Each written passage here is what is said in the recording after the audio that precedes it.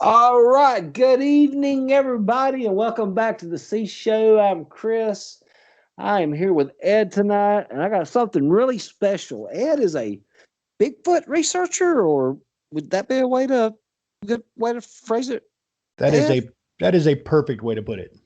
By the way, I'm sorry, Ed. How are you, man? And thanks for Good. coming on. Hey, no, man, thanks for having me. I appreciate it. I always love to have the conversation about the topic, and we know we're in the minority, but the truth is out there. Okay.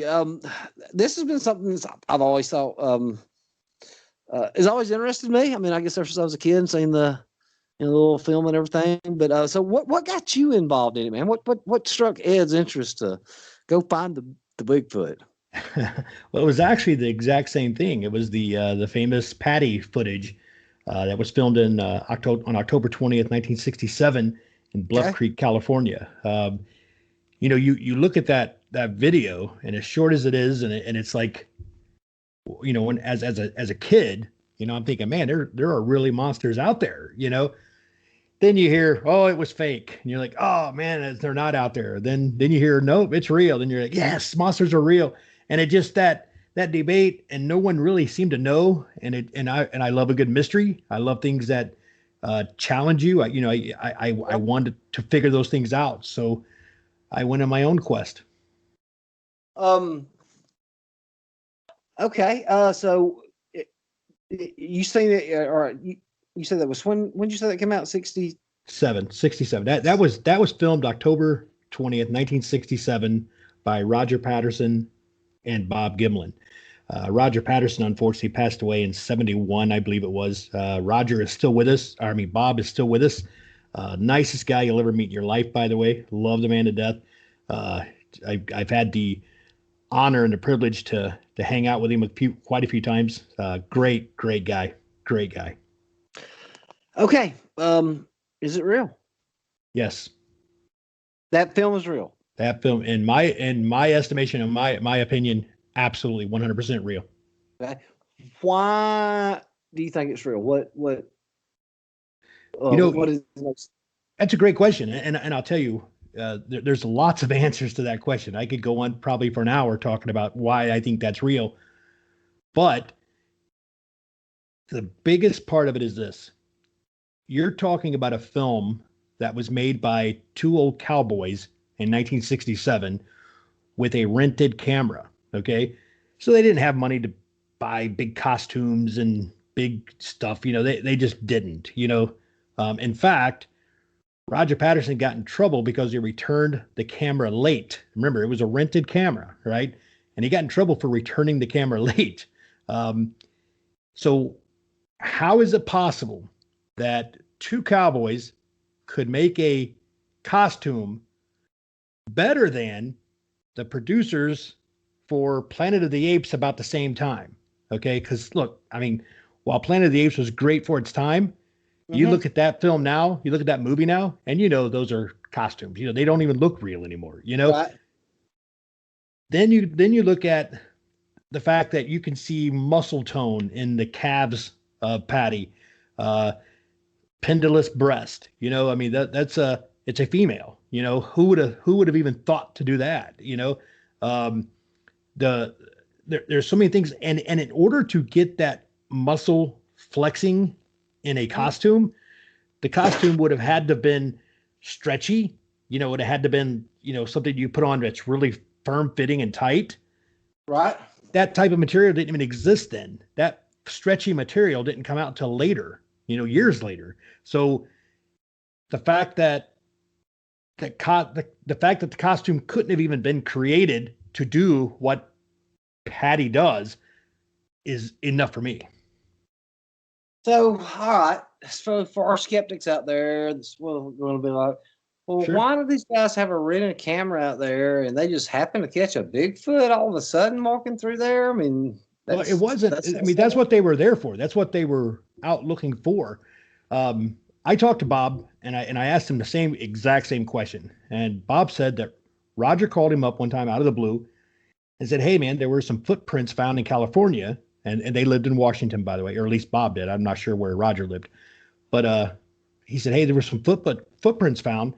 I need to get down there." Now, Bob owned a couple of horses. He had a horse trailer and a pickup Yeah. truck. Roger didn't have that stuff, so he asked Bob to go with him. Bob wasn't really interested in this stuff. Okay. So Bob agrees to go. So Bob actually took the horses there on a trailer and everything else. So they were there to investigate footprints that were found recent. So that's what they were there for. Okay. So they were there, and just did that one incident they got lucky, or? Sure. Yeah. I mean, and if you watch the film, and I could, kind of tell you a little bit about kind of what happened while, during that footage. They were on their horses and they were going down a creek bed. And when Patty came from the left to the right, she came walking across the creek. Roger's horse reared up and Roger actually fell off. He grabbed his camera and started filming and started running towards the creature. Bob, still on his horse, went around to the left side of the creek, and you can't see Bob in the footage, but Bob is on the left side. So in that famous footage film, when Patty turns and looks, over her shoulder, she's actually looking at Bob. And so it was just a freak thing. They didn't expect to run into a Bigfoot, but when it happened, they reacted and they ended up getting the best footage ever, in my opinion. So you believe Bigfoot exists? I am convinced that Bigfoot is real. Yes. Okay. Interesting. Well, why was he going to go after that Bigfoot? Well, he wasn't necessarily going after a Bigfoot per se. I'm sure that they were in the back of their mind, just like all of us, hope to see it when they go out. No. I mean, didn't you say when he was looking back, something about the horse? Maybe I misunderstood you. I thought you said the guy was going towards her. Yeah. Okay. Yeah. Roger had the camera, and with the camera, he was running towards her to get a better shot. He actually got down on a log and actually stabilized the camera on a log and filmed the last 10 seconds of it or whatever it was. So obviously, and this is not an aggressive creature, or unless it would be forced to be. Sure. Because if not, then she would have attacked them or she would have killed them. So obviously, it's probably, I would say, not passive or non-aggressive creature. Has there been any more credible sightings since then? Oh yeah, tons of them. You've got the Blue Mountain video. Oh gosh, I don't think I've seen that one. I'm having Blue Mountain video. Yeah, let me think of his name. Wow, man, I just had a brain cramp. Sorry. It'll hit me in a second, but he actually got a nice video of one walking through the woods as well.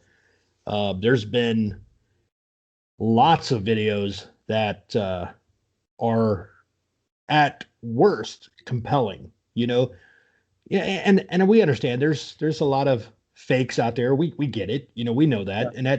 and it makes it hard to be a Bigfoot believer when when everybody wants to bring up the fakes, but think about, it's not just everybody thinks that in 1967 Bigfoot was born, that was the beginning.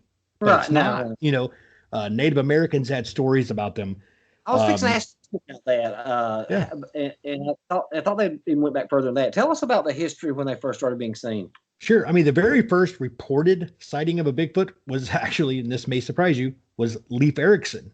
When Leif Erikson came to the New World, and he was in his diary or journal, he wrote that they were run off by a tribe of giant, hairy, foul-smelling creatures, dark eyes, dark inset eyes. Now, think about that for just a second. Leif Erikson, who was a Viking, those people are always known for being very bearded, very hairy people themselves. What would they call hairy? You know what I mean? I mean, these would have had to been creatures that had hair over their entire body in order for him to refer them as hairy, you know? So They you ran had, off. yeah, so it ran them off. You know, they were like, no, no, no, let's get on the boat. Let's go. You know? I mean, these are Vikings. These guys aren't scared. Absolutely. Absolutely. But that's in his journal. You know, he writes that in his journal. I'd never done that. Yeah. President, um, oh man, I'll tell you what, I'm having trouble with names tonight, but um, one of the presidents anyway wrote a book called The Wilderness Hunter, and it was written. Teddy Roosevelt wrote a book called Teddy Roosevelt wrote a book called The Wilderness Hunter, and it was designed to be a guide for people on the east heading west, you know, to go through the wilds. One of the stories in that book was about two fur trappers. They'd gone out in the woods, set up, you know, they set up their camp, left their camp, went and set up some beaver traps. They were, you know, hunting beavers. When they came back, their camp was destroyed. So they're like, oh man, a bear came in, messed up our tents. So they redid their, you know, they fixed their camp up. And I guess that night some things are happening. Things were being stoned at their tents. It got pretty hairy, pretty loud and aggressive and scary. So the next morning, one said, you know, you pack up the camp, I'll go grab the traps, you know, and let's get out of here. So the one went to get the traps, and when he came back, the tent or the camp was still in disarray, and his friend was dead. Had been literally twisted around a tree, you know. So that's a story that even Teddy Roosevelt wrote about, and it's and.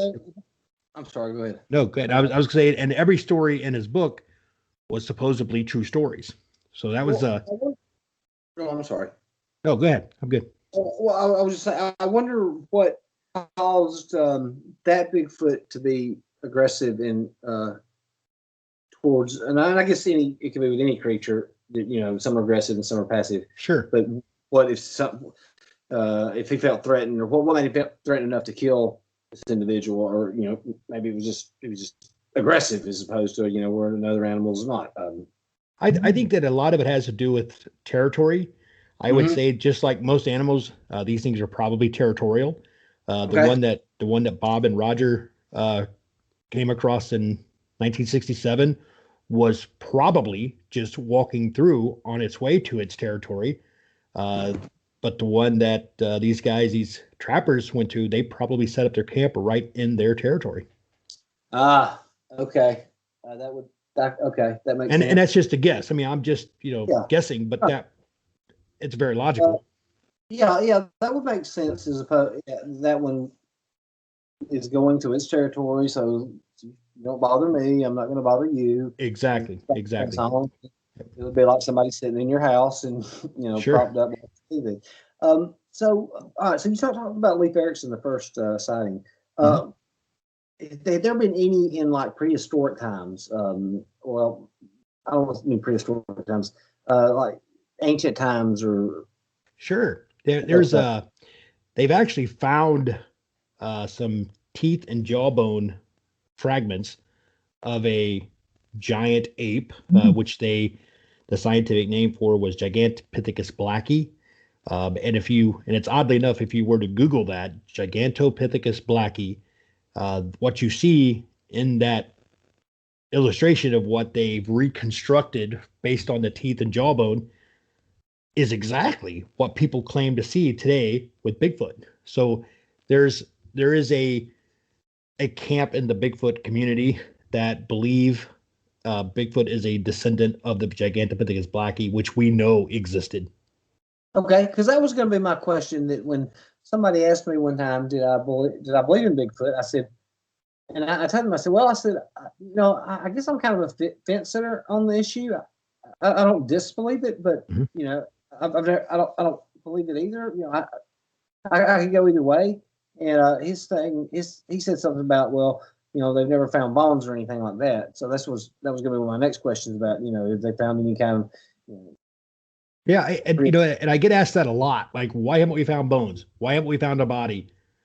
Well, let me tell you, there are, and I'm just guessing. There's obviously no way to know, but I would guess there's, let's just say there's hypothetically 5,000 Bigfoot in the entire country. Okay, there's probably 5 million black bear. All right, and there's probably an average of one dead black bear a year found. All right, so Okay. you don't find black bears either in the woods. You just don't find them. You just don't run across them. And the reason for that is it's like your dog. Okay, if you have a dog and it gets sick, what's he going to do?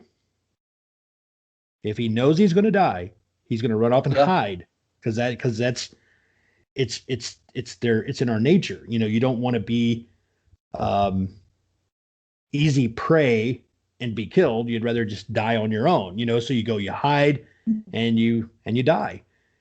So if you were to find, and I would assume Bigfoot would do the same thing, but if you were to find um, a dead Bigfoot, you're probably gonna have to find them in a place where it's extremely hard to get to. Okay.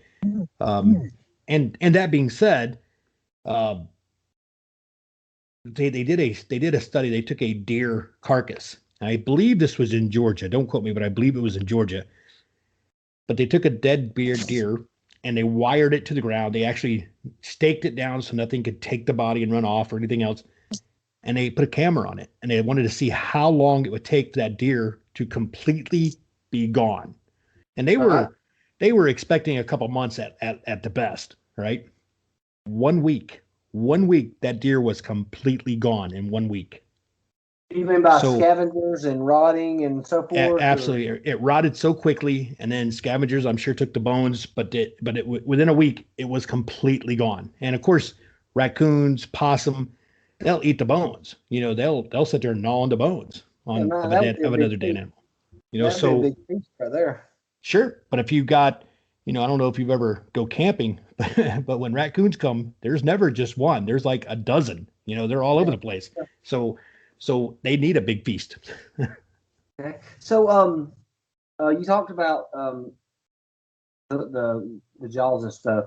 And Leif Erikson. Was there any writings or anything before Leif Erikson? Yeah, there are some what they call pictographs. Basically, yeah, that's right. I yeah, remember some. Okay. yeah, they're in California, Nevada. I one of the two. It's right on the close to the border anyway. But they have illustrations of a very large creature and showing hair and you know huge proportions compared to people. So These are Native Americans. correct. Yeah, Back. these are Native American pictographs. Correct. Okay. And okay.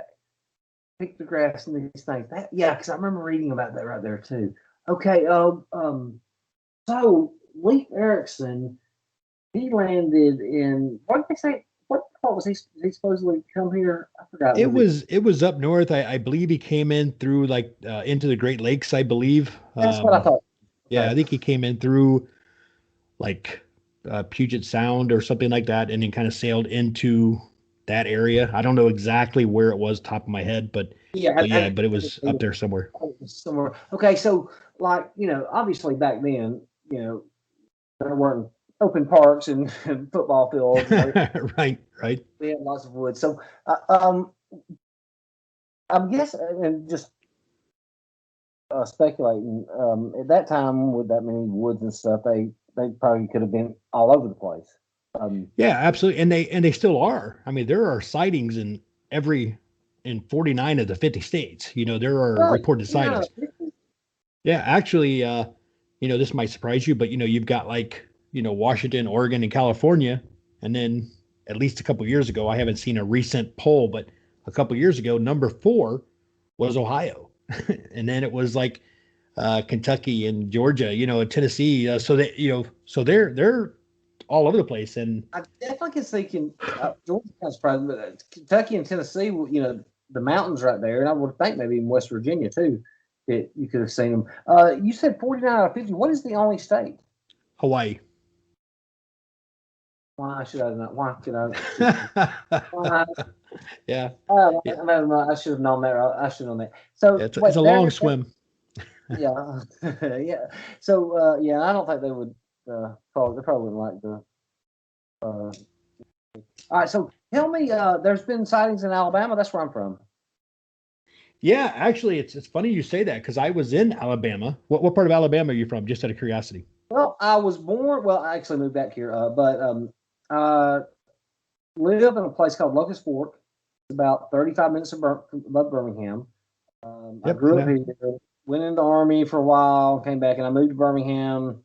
Roughly lived there about 20 years, and make a long story short, parents died. I inherited a house, Sorry. had it remodeled. Then they did this thing now where they I'd lived in a apartment for 10 years, and they tripled my rent and didn't. Yep. Yeah, so I thought, well, I go live in a house that I own and pay $400 a month utilities, and yeah. So I moved Sure. back to Locust Fork, about 35 minutes above Birmingham. Sorry, I didn't mean to No, get you're off on fine. that. But I live about an hour from you, by the way. So oh, really? Where I do you live live? I live near Chattanooga.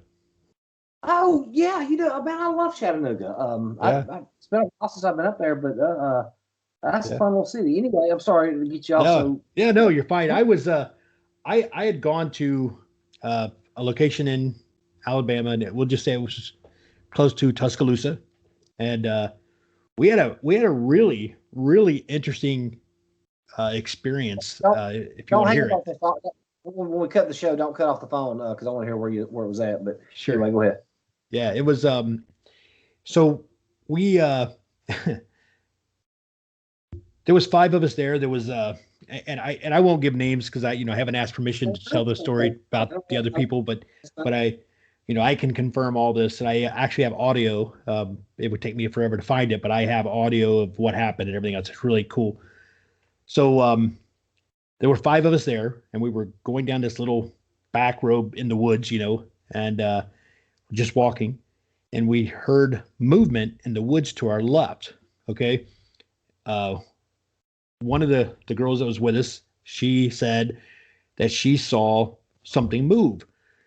And this girl is like a Sherman tank, man. She just turned and right on into the woods. So one of the guys said, I'll go with her. So he went with her. Okay. So those two were in the woods. Wait, so they're going to look for Bigfoot. Correct. Yeah. They're going to go see what it was that moved. That's what they want. That's what she wants to know. They're going to go, and this is nighttime. They're going to go. Absolutely. Oh yeah. That's what we do. That's what we. So that's what's wrong with white people. They always do stupid stuff. Yeah, right. White people are always going to do stuff like that. Okay. It gets better. So we're standing out now. There's three of us standing out there, and the other girl that was with us, she said she saw moonlight reflect off of hair. So she wanted to go in. I said, okay, I'll go with you. So she and I go in the woods. Okay. So yeah, now there's four of us in the woods and one guy standing out on the road. Okay. So we're in there for probably about 10 or 15 minutes, I guess, probably. I didn't time it, but that's probably pretty close. And finally we make our way back out to the road and there's nobody standing there. And, but we still hear movement in the woods. So we just assume it's the other two, So she goes, where are they at? And I said, I don't know, but I'll find out. So I said real loud, I yelled, roll call. Immediately, we got a response. Now, the only discrepancy in the entire story between all of us was she said she thought she heard, yeah, and I thought I heard here, here, you know what I mean? So it was definitely like a 2-syllable here or yeah, you know what I mean? But it was but we heard it. And we got that on audio, by the way. So I was like, well, there they are. So we're standing out there waiting for them. And still at that point, we still think that's them. Okay. She looks down the road. She sees a flashlight way down, like literally a half a mile down the road. And I said, well, that's probably Adam. Those two are fine. Let's just go down there. And so Adam's not by himself. And see, I just told somebody's name. So we start walking down there and the flashlight starts coming towards us. And we end up meeting about halfway. Well, it was the other girl who was supposed to be in the woods. And we're like, wait a minute, where's Adam? She goes, he's back there. He's back there with Jason. So we're like, wait a minute. if all three of you are here, who just talked to me back there? So I went and got the audio and played it, and sure enough, we got it on audio, and that's a pretty cool story. So something was moving in the woods after we came out. Something was moving around. Now the next day, she and I go back out there again, looking for, hopefully find in daylight some footprints or something. She found on a like a little branch about the size of your pinky on like a little bend in the tree, like a little knot, a tuft of hair actually found up in a tree about 8 feet in the air. So that was pretty cool too. So we collected that. So that was so not only did we have two different sightings of something moving in the woods, we all heard things move in the woods. We got an intelligent answer or a response to when I said roll call, we got a response. And then the next day we go back out and we find hair in the exact same spot. So that's pretty cool. This creature understands language, you think? I don't think that there's people who believe they do. Personally, I don't think it was answering me in a intelligent way. I think it was just either one, it may have been trying to mock me like a parrot would. There's a lot of stories of Bigfoot mocking people. Chimpanzees do the same thing, gorillas do the same thing, so it wouldn't surprise me. So in my opinion, I think it was just trying to mock me, is what I think. You think it could have been a warning? No, I don't feel that way. I think if it was going to warn us, I think it would have warned us before we went into the woods. Or maybe sounding a lot more aggressive. Yeah, I mean, I've been fortunate enough I've researched in over a dozen states all over the country. And I've had two experiences where believe me, when you get the message real quick when they do a bluff charge. you know that's a warning. What is a bluff charge? It's happened twice. Being somewhere, one time I was in Oregon. I'll tell you the one in Oregon. The one in Washington was very similar. I was in Oregon. We had a FLIR camera out and we saw something on FLIR, but we couldn't make out what it was. Huh? So I decided I was going to walk over there, pitch dark, 2:00 in the morning, middle of nowhere, out in the woods, near Mount McGoughlin in South Central Oregon. I go out there and I'm by myself, 100 yards probably away from anybody else, and something. It sounded like a bull, literally coming straight at me through the woods. Trees breaking, branches breaking, just a god awful noise. It scares the crap out of you, And and all you can do is just get set to fight and hope to defend yourself because there's absolutely nothing you could do. And then it just stops, and that's it. Are you armed with anything? Was not. No, neither time was I armed with anything. I don't go out with weapons. Wait a minute. Wait, you going out here? I'm just trying to So you going out here? Look, this Bigfoot. Mm-hmm. For what we know so far, he's not aggressive unless maybe you go in his territory. But he gave you warnings. But you ain't walking out there with some kind of elephant gun that you can take this thing down if it gets too close. Look, I'll tell you what, from what I've gathered, anything that I could legally carry anyway, all it would do is make it mad. So there's no sense in you can't go out there with an elephant gun, So and even if you did, these things are so fast, you wouldn't have a chance to get a shot off anyway. And most sightings happen so quick that it's like boom, there it was and gone. They're very fast. Okay, that brings up a couple other questions. Sure. We talked about obviously Bigfoot. What are the what's the size of these things? Like for man and woman, average. I mean, you probably couldn't. Well, yeah, I mean, they're, I mean, in my opinion, I think they get between 8 and 9 feet tall. Some Really? people, yeah, yeah, yeah. Some people think they're 12 to 15 feet tall, I mean, but I don't think that they would be as nimble and as quick as they are if Hey, they were that's any bigger. But they have to have a pretty good amount of weight to them to leave footprints in places where footprints have been found. You know, you're, you're, 9 feet. you're, you're talking about finding footprints in hard pan dirt where you could step on it and jump up and down and not leave a footprint, I'm thinking of I've also good sized men, 6'6", 240 pounds. I mean, they, 9 foot, 500 pounds, 9 foot, four I would fifty. say I would say 6 to 8 is my guess. I think Nine they're foot, 9 foot, 800 pounds. yeah, that would be my guess. Yeah. But I mean, that wouldn't. That I would be a mean, big one. To me, in my opinion, that's a really big one. yeah, I'm sitting there thinking, and of course, obviously, not don't have the kind of muscle they would have to have. But I'm thinking that's 100 pounds per foot. Sure, So, sure. And Patty, they've done some measurements on, from where they know the camera was based on that information. They can get size comparisons on trees that she walked past or, other objects in the video. And I think she was supposed to be, was it 8'4" or 7'4", something like that? Something for either 7'4". We'll say 7'4" because I believe that's what it was. But she's supposed to be 7'4", so that's pretty good size. all right. So,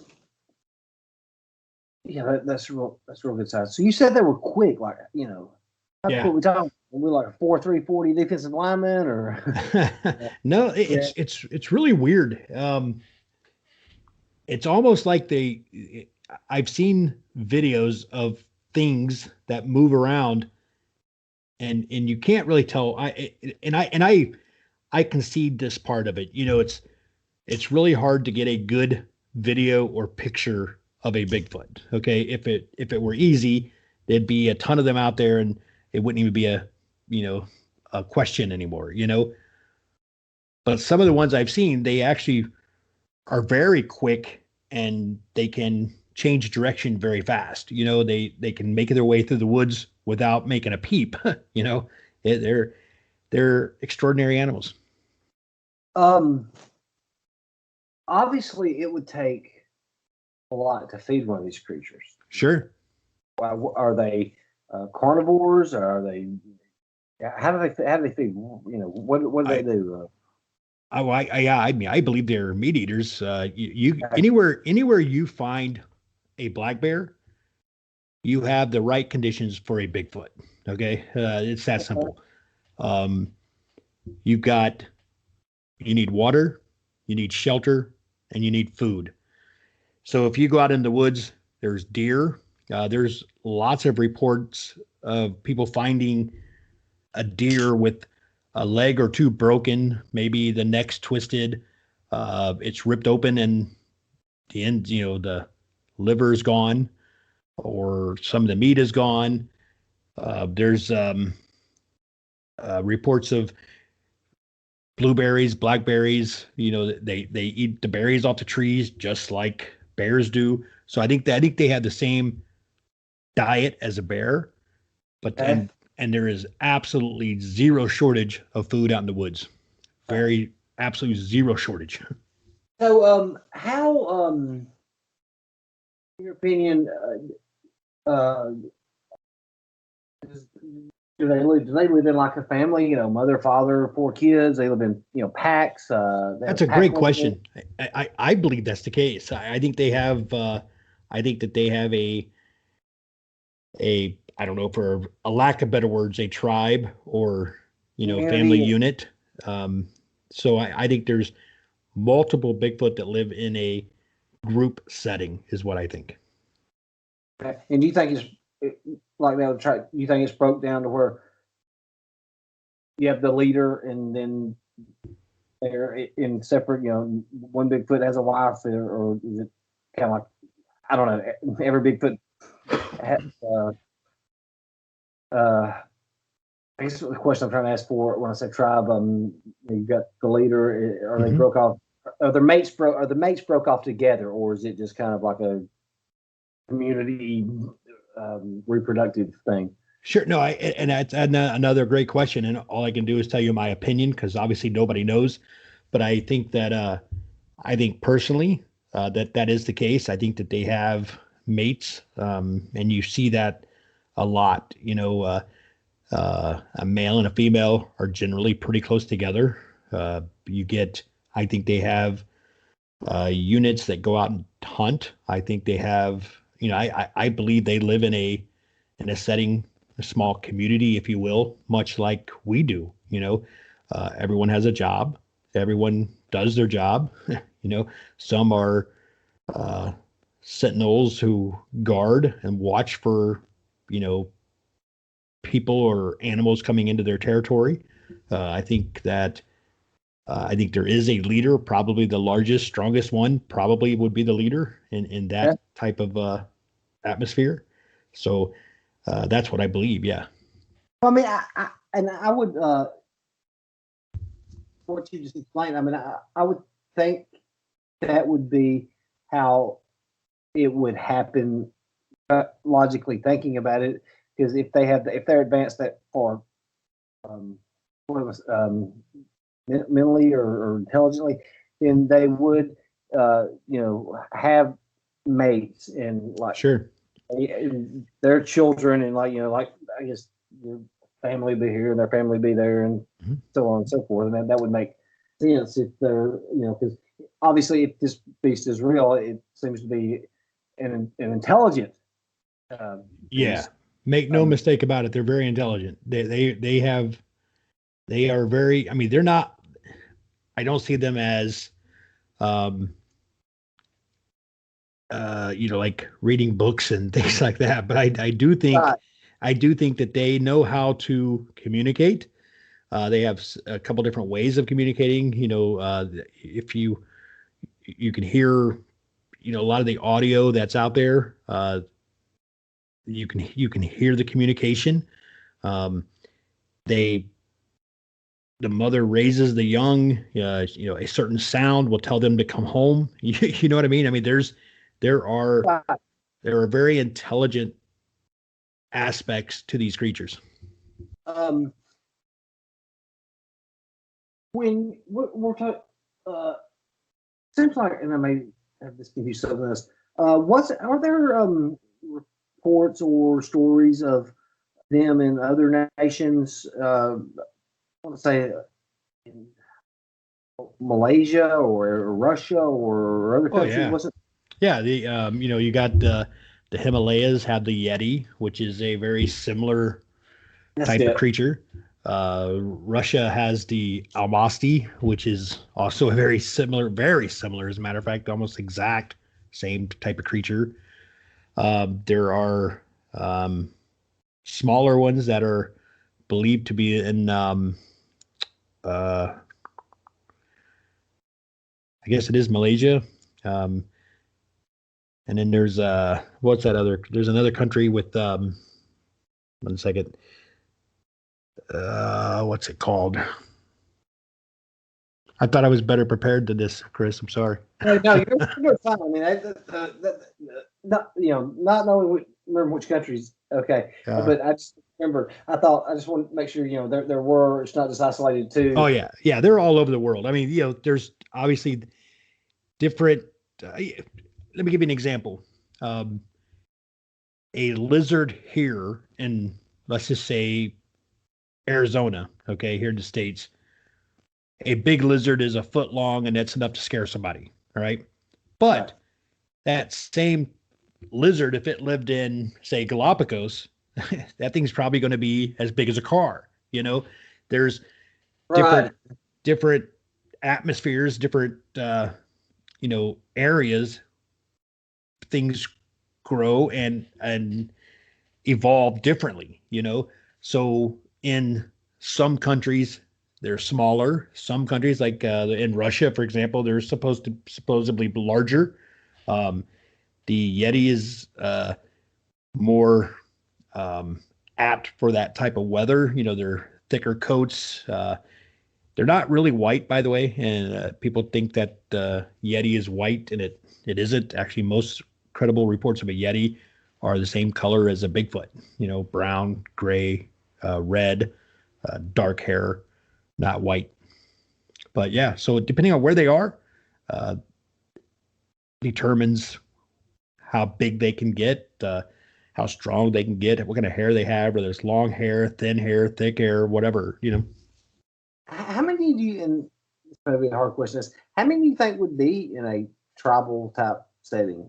I mean, Oh, that's a great question. I mean, I would think there would be, in order to have a community, you'd have to have at least a dozen or so, in a okay, in a group, but again, that's just conjecture, a guess. yeah, no, that's not because that's yeah, I could see that. Um, so in a community in a group, it doesn't. Okay, you got the leader and your spouse and there. What about I guess I know this would be probably a hard question to answer. Their reproductive cycles. I guess how often would they have kids? I mean, how many would they have? Would I don't think that they are in, usually in the animal world, you know, uh, females go into heat just before spring. They have their babies in the springtime. That's generally how it is. But with primates, and humans are primates as well, uh, we don't have a specific breeding period, breeding time. And I would say that Bigfoot's probably the same way. I think that they are. It's whenever she gets pregnant. You know what I mean? I'm sure she whenever gives off the hormones, and he, knows when by that. he knows what time Yes. it is, Yeah, exactly.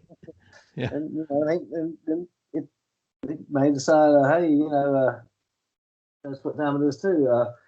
So, but Yeah. I guess I said, do they? Would you think they have large families of 7, 8, 9 kids, or would this be something that? I mean, I know that's a tough question to ask because they have no reproductive, Sure. they're not going down to the local 7-Eleven and buying a pack of condoms. Right. Yeah, I don't think they have that large of families. I think the families are generally smaller. I would say that they're much like ourselves. It takes a while for a child to grow up, and I think that obviously watching in the animal kingdom, especially with, because there are bears out there who I'm sure would take an opportunity to take a young Bigfoot, if given an opportunity. So I would assume that they would consider themselves safer with smaller families. So I wouldn't think there would be more than 1 or 2 young with any group of parents. What would you think the lifespan of one would be? Yeah, and I think that kind of goes back to that as well, because they are very human-like in their characteristics. So I would assume, and again, that's but I would assume that they are more like us in lifespan. 70, 60, 80 years, something along those lines.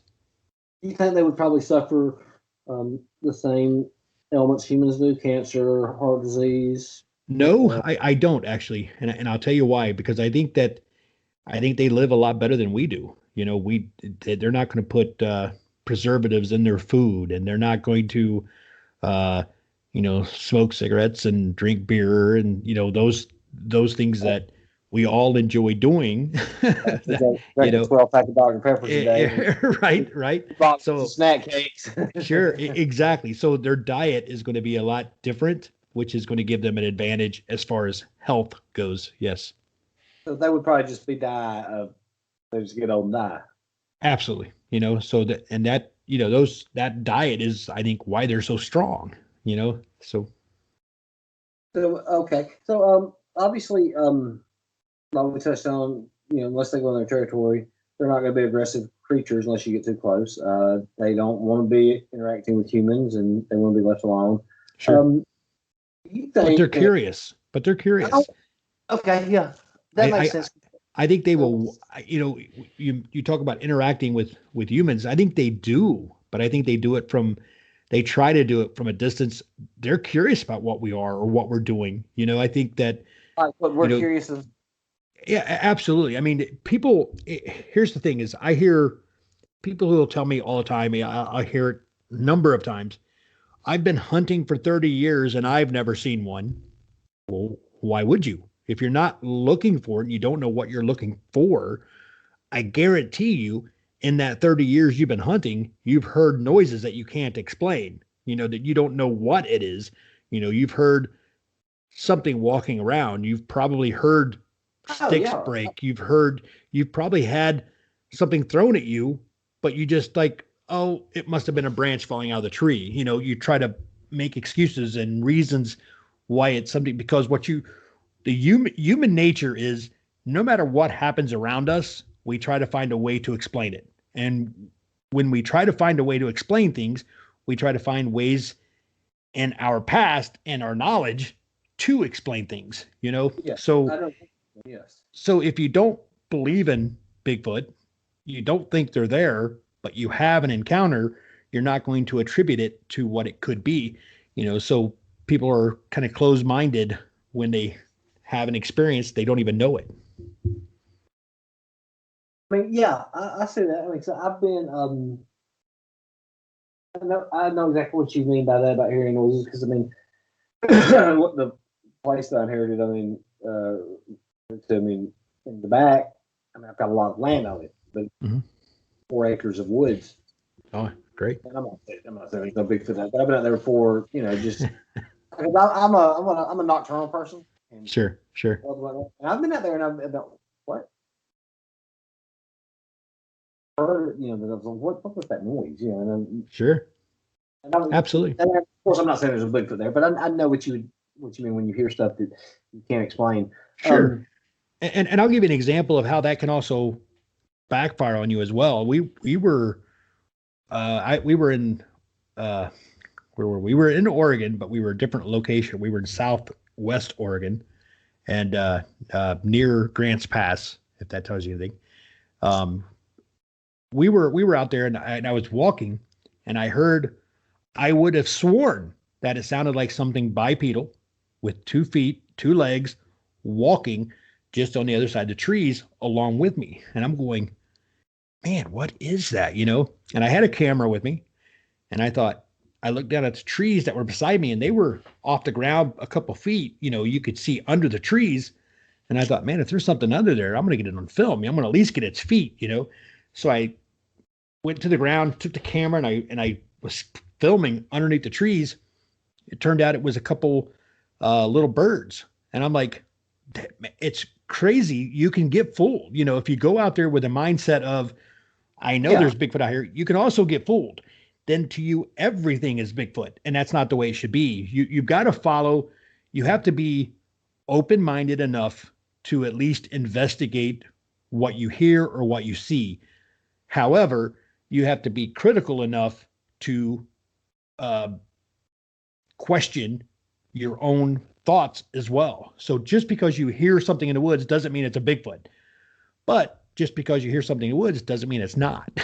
You have to investigate it. You got to find out what it is. So that's what I like to do. Let's say, sake of argument, and I don't know if this is a question you can answer, just something you guessed on. You're out there in the woods, you're looking for Bigfoot. Mhm. Bigfoot's been out there hunting all day and couldn't find anything, and or somebody else did and already went back. So he's taking it back to the house and not in his territory, and somehow turning a corner or a cabin, y'all are face to face. Is Mhm. Bigfoot's not get aggressive, or he's just gonna look at you and just keep walking? Uh, I think that if you get face to face, then he's Maybe not dropped. face He's to face. sure. Maybe like Yeah, 10 feet away. Y'all, come. sure. You're looking. There he is, and he's 10 feet away. And you look at him. He looks at you, Right. and he's I, back to the house. I think he's going to be just as surprised as you are, and he's going to turn and get out of there. That's what I think. Uh, they don't. I don't think they want anything to do with us. You know what I mean? I mean, they're curious and they'll watch us from a distance, but I don't think they want anything to do with us. They're not going to interact if they don't have to. So if you get close enough to where you have a face-to-face sighting, even 10, 20 feet away, then you've surprised him. So do you think he's or you say, he didn't want any interactions. Do you think that he's just going to keep going because obviously he's not going to be afraid of you? Do you think he's going to keep going because he doesn't want to hurt you, doesn't want anything to do with you? As long as you don't follow him, he's going to keep going. But you follow this guy, then he's going to react. Or what's your? Does that explain that question well enough? Sure. Or? No, yeah. And I think he's going to get away from you. I don't think he wants anything to do with us. A bear is the same way. Unless you corner a bear or you antagonize a bear, they don't want anything to do with us either. They'll run. You make a noise loud enough, he'll turn and he will turn and run. They don't want anything to do with us. I think that they've seen what we do. The human race is horrible. We go out, we destroy forest areas, we go out, we destroy woods, we litter, we destroy the air. They know it's us. They know, not just Bigfoot, but animals know it's humans destroying the earth. They don't want nothing to do with us.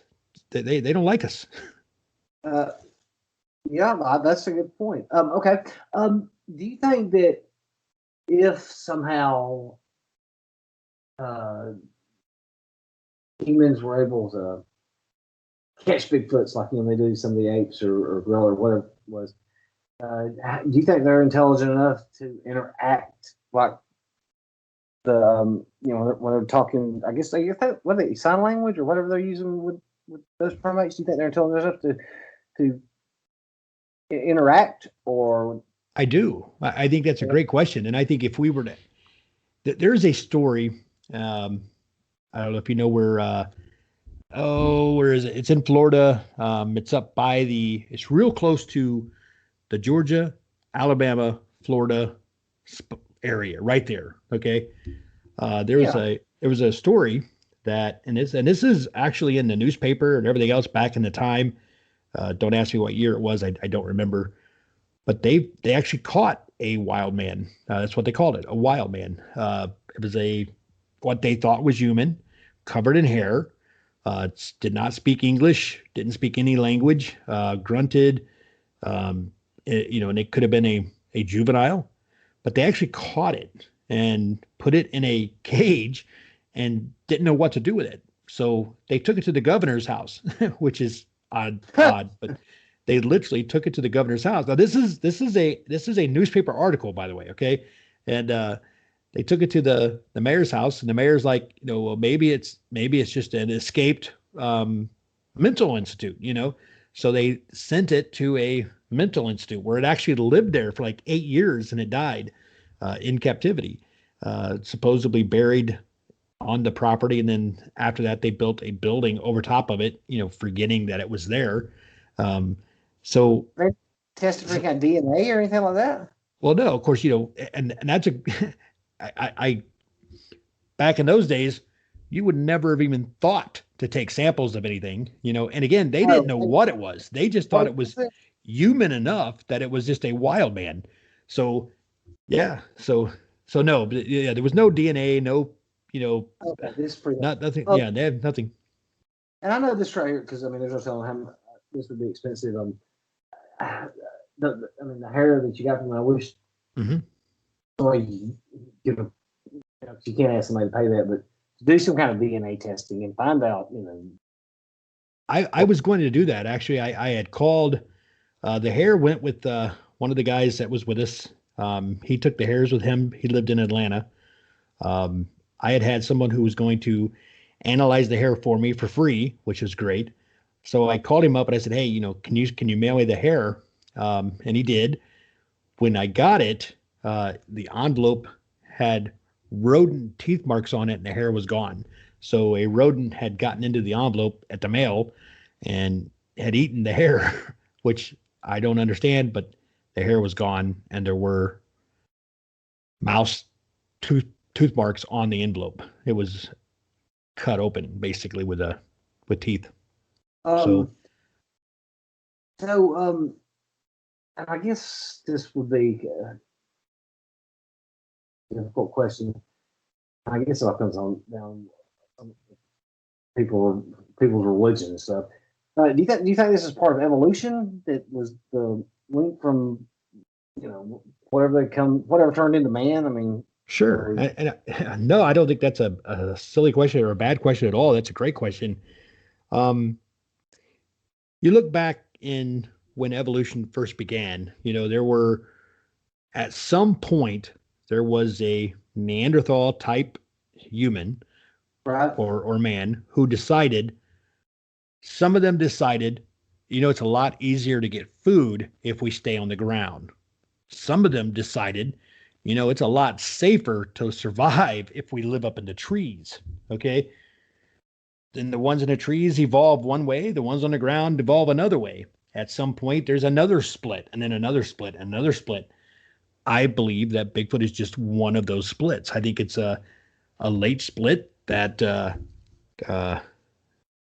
is more human than ape, but shares a lot of the chimpanzee characteristics. So this one just never was a late split and just said, "I'm staying up here," and just never evolved further. I mean, Yeah, I mean, who knows? I mean, I guess we're all right. still evolving, So, Um, um, yeah, some of us too quick. Man, I'm getting yeah, except roaches and crocodiles, they're um, uh, so touched on okay. How many do you think lived at their peak? I mean, that's kind of probably a tough Ooh. question to ask. Yeah, no, I mean, man, that's an interesting question. I've never really thought about it, but I would bet that at some point before, humans came to this country and basically took it over, I would say they were probably in an abundance, but the natives are going to claim they've always been here. Well, even the natives haven't always been here. They basically came from, Mexico or through the land bridge, through Alaska and Asia. You So talk, you talk to if you talk to a full-blooded native, they will tell you we have always been here. yeah, And, yeah, and, yeah. that, and I'm not going to argue them, because No. I've known several. Well, I mean, my grandmother's name, maiden name was Youngblood, so I'm Mhm. like one Cherokee Indian. But I had a friend who was a full-blooded Navajo, and I was talking to the land bridge about that, and he stopped me and said, "Look, we've always been here. We didn't come over from the land bridge. We've always been here." I was like, you know what? I'm not going to argue that point with you. Sure. If you said that you've been, but anyway, I'm sorry. But I No. mean, yeah. So, I mean, and I don't mean just here, because if those Yeti and if they're all, I guess they would be part of the same type of family. Would you say, or Yeah, they? I believe that that's part of the evolution. The ones that stayed behind in Asia, probably didn't grow as big. The ones that went into the Himalayas, you know, grew, heavier coats, got thicker skin, maybe more fat. The ones that stayed in Russia probably got bigger and stronger. The ones that came over to the U.S. Are what we have today as Bigfoot. All right, so like, well, let's just like this, just a guesstimate. I mean, uh, Sure. at their peak, how many do you think was in the U.S. and you can even include, you know, Sure. I mean, and that's, I mean, if you want to go South America, North America, Canada, or just the United States alone, or how many right. do you think you peak there, or we'll just keep the United States. That's too big. Yeah. But let's say how many do you think was at the peak of the United States and then worldwide? I would say, in just the United States, and obviously it's just a guess. I really there's no way to have any clue, but I would, if there were hypothetically 5,000 now, which is my best guess, then I would say there was probably a good 30 or 40,000, back in the the 1300s, as early as that. Worldwide, when you look at all the mythical ape-like creatures around the world, uh, I would say, 100,000, easy, Today or at its peak? at its peak. What do you think today worldwide? Probably half that. Was are there any accounts of these animals, or excuse me, these creatures in Europe ever, or Yeah, was it just I mean, yeah, there are reported sightings in Europe as well. I haven't seen any good video evidence of that, but I believe that people are seeing something, but I don't know what it is. I again, you would expect there to be some video evidence in today's world where there's cameras everywhere. right? Everybody's Even taking in Yeah, even in Australia, which is an island country, they have the Yowie, and there are lots of reports of the Yowie. So I, there may be something in Europe, but so far so I haven't seen any real evidence of it. my next question would be if there was let's say 30,000 here in the United States when Mhm. we first um obviously they haven't been hunted or anything. What's caused the population to go from 30,000 to 5,000? What killed them off? The human population, we've taken over. We're pushing them out of their, just like every other animal. We pushed them out of their territory and out of their habitat, and they're having to adapt. But okay, but why has that caused the population to decrease? Starving to death? Well, sure. I mean, when you're forced to move into a different, let me give you maybe I give you an example. Mhm. Let's say hypothetically, and this is just hypothetical. Let's say there's a bunch of them that live in Florida, okay, Yeah, and the Bigfoot in Florida are known to be taller, skinnier, long, thin hair. Um, if suddenly Florida gets inundated with people and these Bigfoot are being moved out, they're being moved north, about the only direction they can go from Florida, right? So now you've got a creature that's not suited for the winter time in northern Georgia or Tennessee or Kentucky or Ohio, and they're not going to survive as well. Does that make sense? okay, yeah. That totally makes sense. Um, yeah, I can see exactly what you're saying there. So, well, and I guess eventually, as time goes by, and more as humans take more and more, they're gonna have less and less space to live, and until eventually, Absolutely. you Yeah. know. Um, do you think that? And I know that we're interactions are not much that that they've ever been exposed to any type of the diseases that humans had, like when smallpox was rampant and plague, and could that affect um, that affect them anyway? Or I I would venture to guess that they have their own. You know what I mean? I don't think it's oh, been okay, yeah, that's what you mean. smallpox or anything like that. But I think that Yeah, their they have their own systems would virus. probably get a different type of virus that we haven't been exposed to yet, in my opinion. Okay, yeah, okay, that I see that. Yeah, they have their own. Yeah, that would make more sense. Like more sense than that. Sure. Um, what was the question I had about been around time? Uh, oh yeah. You talked about sightings in the United States. How many Bigfoot sightings take place a year that you find are credible that this is real? Oh, yeah. I mean, hundreds. When you're talking about all over the country, I mean, there are hundreds. There's there's sightings all the time. And there's like doctors, teachers, lawyers, judges. They're this isn't you know you know people who are mentally just disabled. These are credible witnesses who are explaining what they've seen, and most of them don't believe in Bigfoot, and then they have that sighting, and then they're like, okay, I don't really have a choice but to believe in this thing now, and it's changes people's lives. When you have a sighting, your your entire mindset changes, and it's hard to explain. It's you don't want to be called, crazy. You don't want to be called, a liar or anything like that. But Yeah, but we saw people, recording or something else I'm talking to you about with that, but go ahead. I'm sorry. Go yeah. ahead.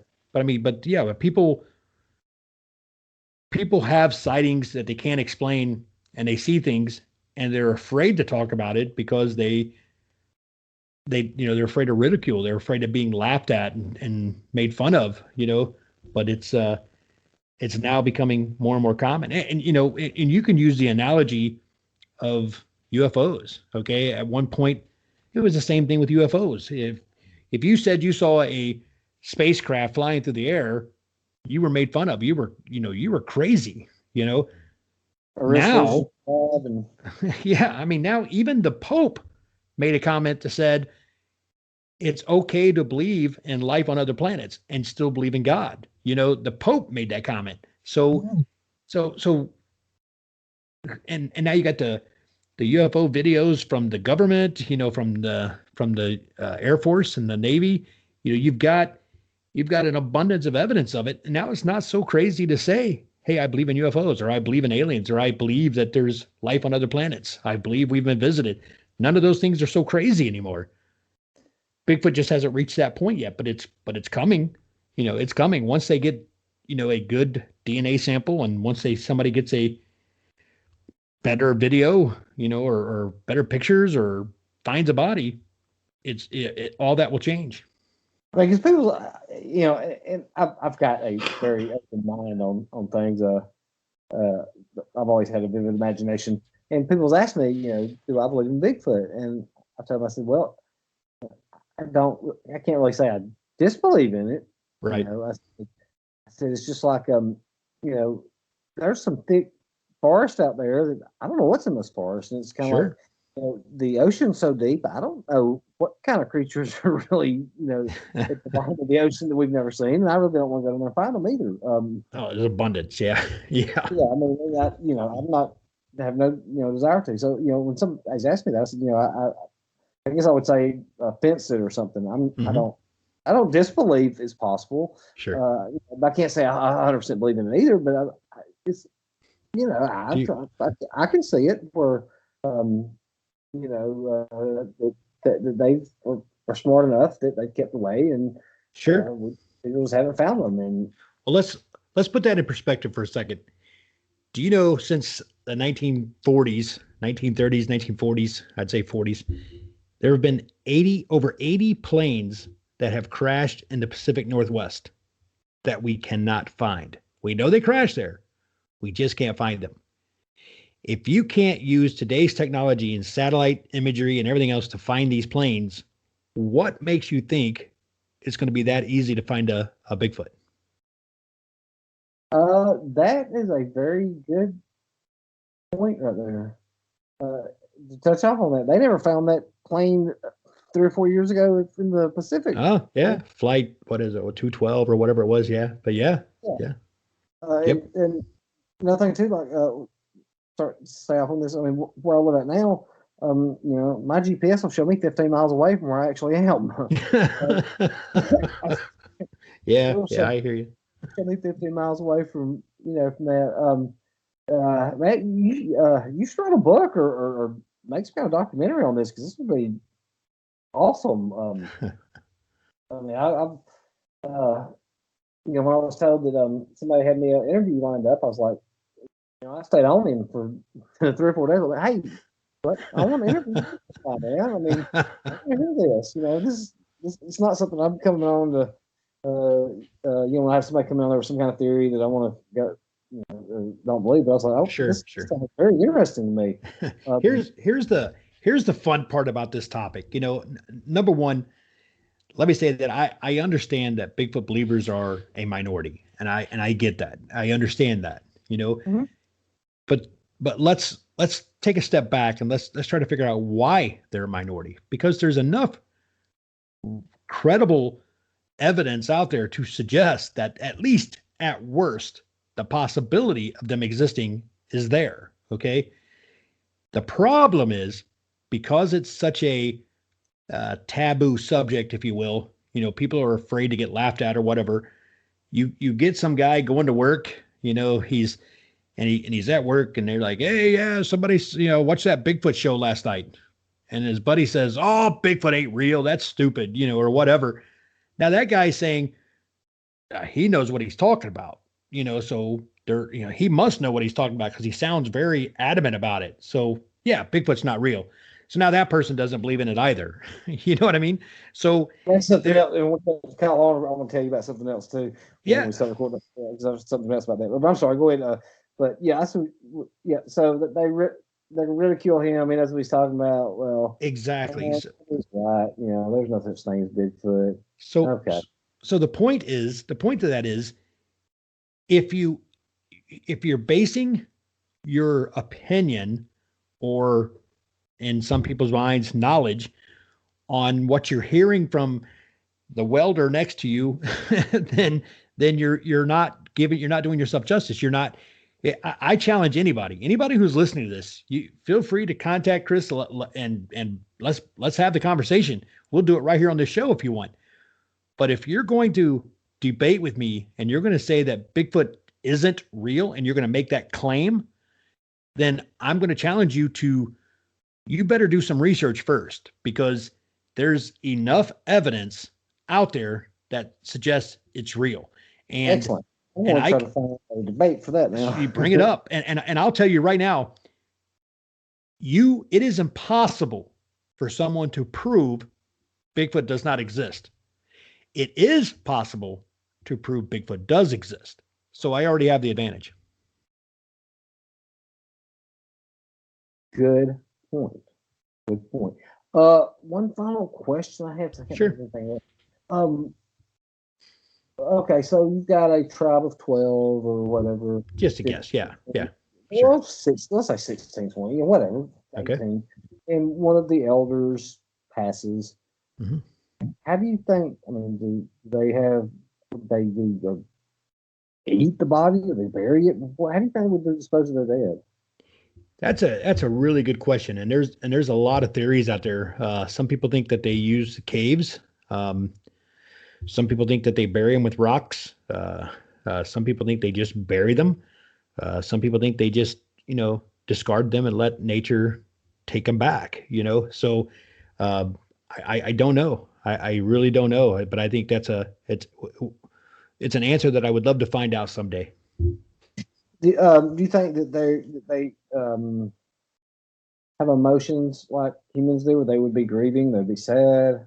Absolutely. I mean, almost every animal has that. I mean, people, it's like you hear it with dogs. I work with dogs. I spend a lot of time with dogs, and you start learning that every animal goes through sadness. They go through emotions. They get happy. Every animal does. So I don't think a Bigfoot would be any different. Okay. Yeah, especially if they're that close to sure to humans too. Because I mean, if they're communicating back with you, that's what it was. And I mean, that was just. This has been one of the coolest ones I've had so far. I'm glad. I've enjoyed it. Yeah, I think I've asked all the questions that I have. You never asked me if I've ever seen anything. That's right. I did not, did I? Yeah, that's right. Somehow I thought I had asked that. Yeah. Have you ever seen a Bigfoot yourself? I believe I did. Okay. I believe I did. Now, yeah, and now keep in mind, I've been out hundreds of times, and I've been in some really. Now, when you say hundreds, you mean like 100 separate? Oh yeah, yeah. I go out a lot. Used to go out a lot. And when you went, would you go to like different states, different? Yes. how long would you spend out there? I would generally spend a week to 10 days out in the woods Uh, somewhere. And we're in the middle of the woods for 10 days. yeah, Um, yeah, and I'm sorry, let me cut you off. I want to try to get some little more information sure. because I watched this Bigfoot show one night, and these people were like rolling around in cow manure and stuff like that. I mean, I know what you watched. Yeah, that's silly. Yeah.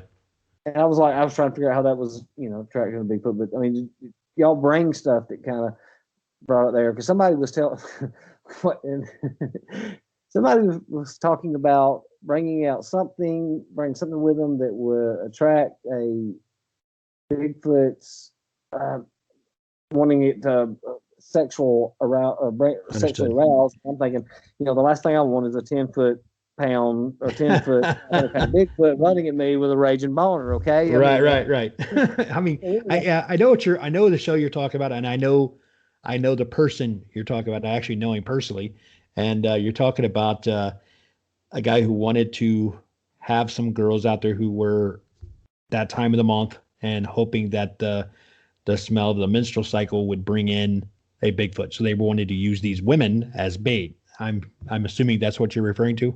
yes. Yeah, I saw the show too. Um, I don't think, I mean, personally, I don't think Bigfoot would care. I don't think that they're as attracted to our females as we are.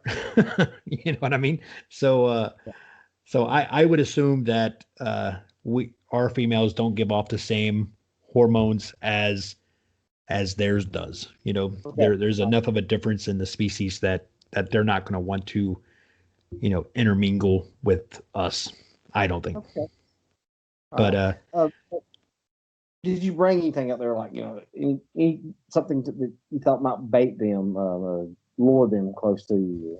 no, I think the key is to go to places that are off the beaten path, places that most people don't go to. I think that's the key because I think that's where Bigfoot's going to be. And Well, as I said earlier, I think they're curious about us. So I think if you just go to the right places, I think they will come to you. Is what I think. when you go though, are you looking for what? Are you looking for a small trail, or are you looking for a path or something near water? I mean, because surely they're going to have places they when they migrate or wherever they go home, they're going to follow, wouldn't they? Yeah, I think that I don't think they have a particular path per se. I'm not saying they wouldn't use a path if it were there, because obviously it's smart to take the path of least resistance, you know. You think, you think So they're intelligent enough to take different routes as to not lead a pattern back to where they may reside? I think so. Yeah, Okay, all right, I do okay, believe yeah, that. Yeah, okay, and good. That would make sense if they're not walking down the same trail, then obviously somebody's sure. not going to find their house. Okay. I'll give you an example. I was we were in Montana, and Right. we were with some people, and they were looking down a path looking for footprints. And I'm like, why would you expect to find footprints on the path? You know, if it's a path, they're probably going to avoid it. So I went off into the woods and followed the path, but, but a good 30, 40 yards away from the path, I was in the woods, walking parallel to the path. And sure enough, I found several footprints. So, I don't think that I don't think they're going to, I think they're too smart to catch themselves very often anyway, out in the middle of nowhere, out in open. Okay. So you said you went hundreds of places. Like, if you went to every state, or No, I mean, I've been out, at least 100 times. I mean, oh, in okay, I'm different sorry. states, I'm not sorry. like, not, I mean, overall, but and I've only had what I would consider one sighting. So that's, I mean, Start from the beginning and tell me this whole story about the sure, sighting. sure. I mean, I've seen a lot of evidence. I found footprints. I found tree structures. I found By the a way, how lot big of are the footprints? I'm sorry. good. I hate to keep cutting you off. No, How you're big is fine. their How big is their footprints? We say you say the footprints. Well, it varies, but I mean, the ones that I found, I have found 15 inch, I think they were 15 and a half inches, and it was 7 1/4, I believe, at the ball going left to right. and the heel was about 5 inches. So that was the dimensions of the footprints that I found, the biggest ones that I have found. How So deep? uh, these weren't real deep, but it was a pretty hard pan ground. Right. I've seen deeper ones in like mud.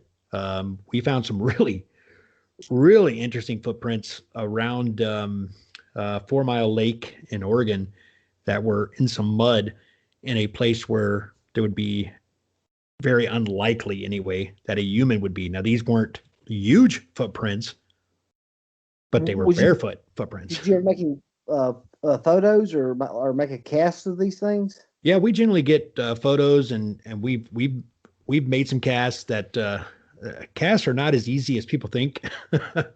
if the uh, Yeah.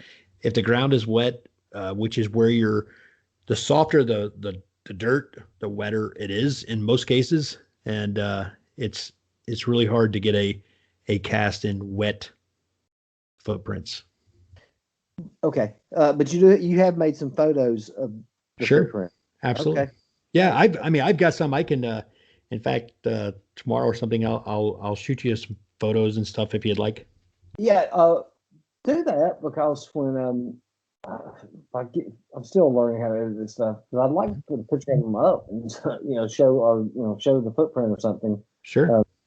Uh, anyway, sorry, okay, all right. So tell me the story. So where was you at? Yeah, I Tell was. me, tell me from the beginning, 'cause I want to hear the whole story. Sure. Well, I had interviewed a lot of people over the years, about their sightings and things, and I had noticed a little trend that there were a lot of people, in Kentucky, West Virginia, Virginia, in that southeast Kentucky area. So I thought, I'm going to go down myself and check it out. And I probably picked the worst time to ever go because we got snowed on. Probably got about, and I'm not exaggerating, 15 inches of snow. I mean, just heavy, hard snow. Man, it was horrible. So I got up the next morning and I kind of looked out and I go outside and I see what looks like a trackway above the cabin, up in the woods, going across. And I was like, that's interesting. I want to get up there and see what that is. Could have been a rabbit, could have been a deer, could have been a Bigfoot, but I didn't know. So I tried to make my way up the hill, and no matter what I did, it just wasn't working. Now, I am 6 foot, 240, pretty healthy guy. I'm pretty good outside. I wouldn't consider myself a survivalist, but I could survive. You know what I mean? Yeah, And yeah.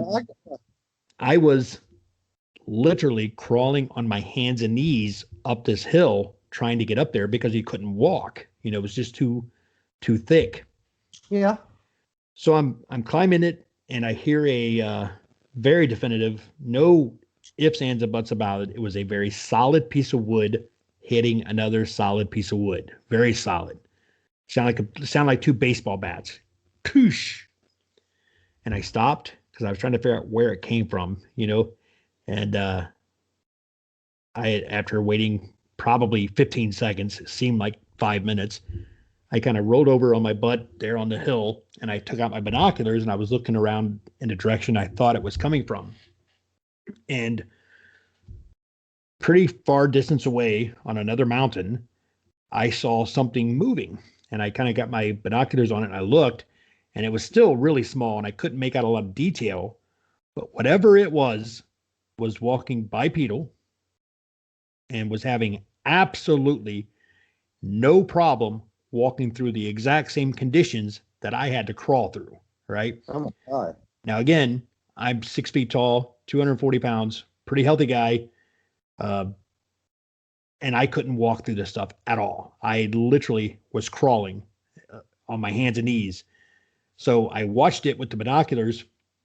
It kind of came down it was walking down the side of a hill. And it never looked at me as if it never had any clue I was there, but I was so far away. It went behind this brush, thicket, and then it must have turned down the hill on the other side because it never came out the other side. So that was my one sighting in all the times I've been out. Now I've seen things that I say, you know what, that might have been a Bigfoot. That could have been a Bigfoot. You know, I might have got a glimpse of something, but this one, it was the first one that I'd seen that I am positive I saw a Bigfoot, but I can't prove that's what it was. You know, You didn't all bring a camera? I'm sorry. You didn't have a camera with you? I did have a camera with me, but your mind doesn't work that way. The first time you see one, I know, and I get it. I said the same thing about people like, if you have a camera, take a picture. Good Lord, what's wrong? You know, You were shocked. but your Well, thought process stops you because you're going, what am I looking at? You know, and you're trying to explain to yourself what it is you're seeing, and that by that time it's gone. You know, had I taken this camera, because I had a very very nice camera, I could have zoomed in on a picture and probably have seen some detail, but my you would've mind catched it. never took me to taking a picture. It only took me to what is that, you know. But it was walking on 2 feet, and it was walking down the side of a hill, a mountain, with absolutely no problem. You know, its arms were down by its side. It wasn't, you know, like balancing, trying to walk through, its arms up in the air, nothing like that. Its head was down towards its feet. Its arms were down by its side, and it was just walking, just walking in a mountain, just by itself. So tell you said you thought there was a few other times. Tell me about those. Yeah, yeah. We've had some pretty interesting situations where, especially in Oregon, I spent a lot of time in Oregon. A buddy of mine and I would go out there quite a bit, and we were out there one day, and we both swear he saw it with different times, but he said he saw something move from left to right on the other side of some trees, probably about 80 yards, maybe 90 yards away. And then while we were over there investigating that, looking for tracks or anything else that whatever it was may have left, I thought I saw something move behind a tree. And when I got over there was nothing there. But I know I saw something move, but it just wasn't there. So it's odd. A lot of these sightings are weird, you know. Yeah. I've seen things that I thought were, you know, peeking up over a log on the ground, like watching us. I've seen what I thought was a foot walking behind a tree or something. You know, I've, you know, like as if something had just walked past, and I look over real quick out of the corner of my eye, and I look over and I just see like the foot going the rest of the way. You know, that's all I really see. I've seen some things, but you know, you can't. I try not to contribute those or attribute those to Bigfoot because I just don't know. But what I saw walking in the snow, everything about that screams Bigfoot, you know, and I personally believe I saw one. Yes. But When you go when you was going searching for them, Mhm. and I don't know, give a guess, best guess. How far would you go? How deep would you go in the woods? You know. Well, we would take 10-mile hikes every day, Okay. All every right. So day. you're going. So Yeah. you're going. You're not just going in and stop. You're going in and taking a 10-mile hike and going 10 Oh miles yeah. this way. Yeah. Yeah. Okay, so you're actually actively going in there and searching all around. Okay. Oh yeah. Yeah. Yeah. Yeah. We go out. We've been in areas that I will guarantee you hasn't had a human visitor in decades. Guarantee it. You know, there's Really? There's still that yeah. kind of forestry around? Oh yeah, there's you know, very soft fauna on the ground, or you know, just nothing disturbed. You know, you're in it. You can tell. You know, when you get in these areas, you know nothing's been here for no human has been here in a very very long time. You know, and it's fun. It's kind of cool to even think about that. You know. Um, and now let me two more questions. Sure. No, you're fine. Good. So like in I don't want to keep saying Animal Kingdom with creatures. And they had the leader of the group or something, and like in all of them, you know, when the elder starts to age, Do they have battles for supremacy where the younger one tries to take out the? I would say that's a very good possibility. I think that that's I think that's likely actually. I wouldn't see any reason why that would not be the case in that type of family setting or you know uh, Yeah, community setting. Yeah, the strongest one is generally going to be the leader. I've seen that in like in in types of tribes. Eventually, as the elder gets older, the Mhm. younger one is going to challenge for Oh yeah. the dominance or Well, whatever. you see that with grizzly bears, you see it with Yeah, gorillas, you see it with just about every wild animal. yeah. The strongest one is going to be the male, or the strongest one is going to be the leader, and then he'll get challenged, and someone else will take a spot. you know, What would you think happens in them with them when the one gets challenged and he's too old now and the younger one wins? Are they banished or are they just no, I don't think so. I think that they're intelligent enough to know that they still need to take care of each other. You know what I mean? But I just think another one is now the shot caller, if you will, for lack of better words. And then the older one probably becomes more of a grandfather type figure. You know what I mean? Probably yeah helps this, yeah yeah. yeah I see that And it's just a uh, guess, but that's my guess. that makes sense to I'm trying to think of when you said grandfather. I'm trying to think of a symbolic term to put that as, but I know what you're saying is elder statesman, I Yeah, guess would. exactly. Yeah, I think elder is a great term. I think they're still respected. I just think that they're no longer in charge. Yeah, okay. Yeah, I think that would probably be the best term for it. Do you think that they ever um get violent with each other? Where they fight to the death, or are they evolved enough that they don't do that? I guess I don't know if I'm asking that right. No, I think I understand your question, and I think I'm sure they have uh, skirmishes among themselves. Most wild animals do. I don't think they purposely fight to the death. I wouldn't think. I think it's not a common practice in any animal that doesn't have a large population. Uh, Right. so I wouldn't think that would be any different. hmm Okay. Yeah, that makes okay. I can see that.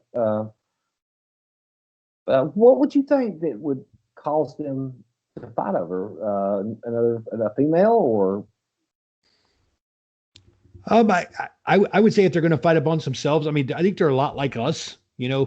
I think some have tempers, some are probably more timid, some are probably more aggressive, and I think that one probably is like uh, you know just more aggressive and maybe even a bully, and then another one defends Okay. himself. I think that would be.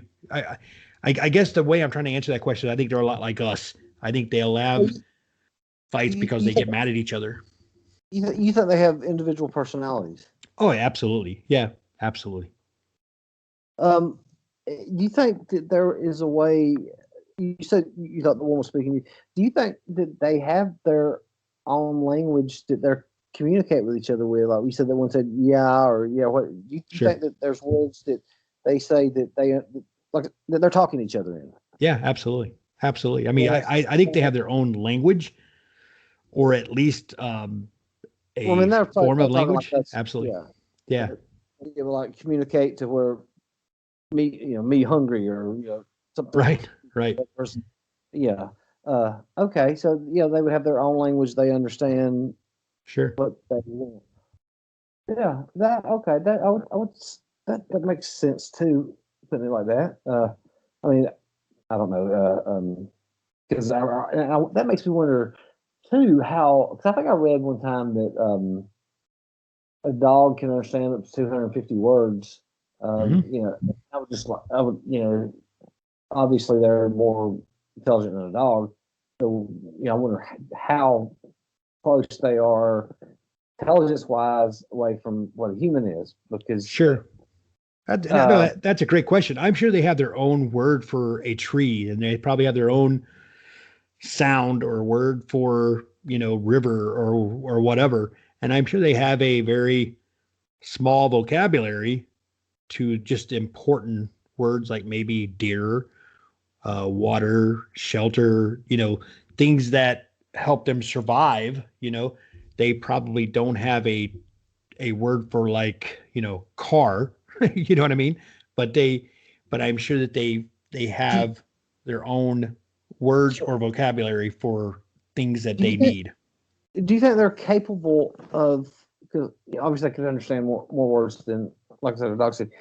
Do you think they're capable of having a rudimentary conversation with each other? And maybe not advanced like as us talking about geothermal politics or something Well, no, like that. I think that's I think that's a really good question, and I'm gonna try to figure out the best way to answer that because it's a yes and no. I think they have conversations, but I don't think they have like a conversation like you and I are having right now, where we just kind of take turns talking. You ask a question and I answer it, or vice versa. I don't think that that's the kind of conversations they're having. I think their conversations are have a lot to do with tone of their voice, the aggression in their voice, the sounds that they make. For example, if let's say the mother saying, it's time for bed. You know what I mean? So the mother gives the sound or whatever it may be to go to bed, and a juvenile will throw a temper tantrum. Doesn't want to go to bed. Now, I'm using this totally hypothetical, Right, of course. right, I'm just yeah. saying, but I think that they can have conversations. It may not be organized conversation like you and I are having, but I think they have conversations that they both understand what the other one is saying. So, So yes and no. so with the and that brings another question I have. So the mother goes in there and gives that right sound about it's time you go to bed, and the child throws a tantrum. Uh, I mean, do they hand out discipline? I Oh mean, yeah, everything in wildlife does. uh, I'm sure you've seen videos of, the baby chimpanzee, doing something unruly, and the mother reach over and smack the crap out of it. It's I'm sure that happens in their community as well. um, back to the conversation. It's kind of it. The adults. Do you think they're capable of having some kind of type of conversation? And it may not be like how many you're talking, but would it be something like they need, they're running short of food.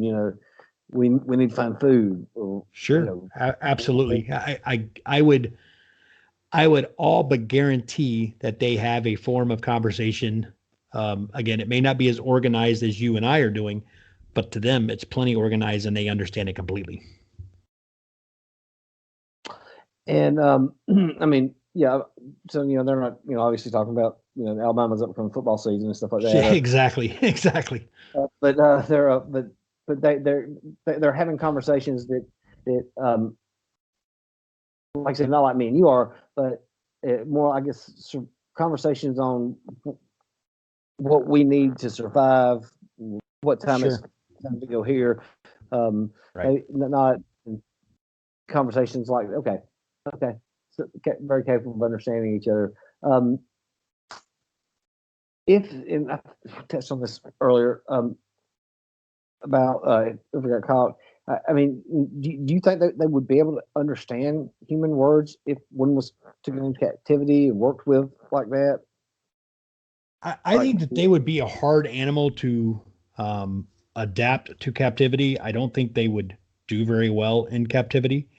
mm, Um, but I think if they it would be kind of like teaching a dog to sit.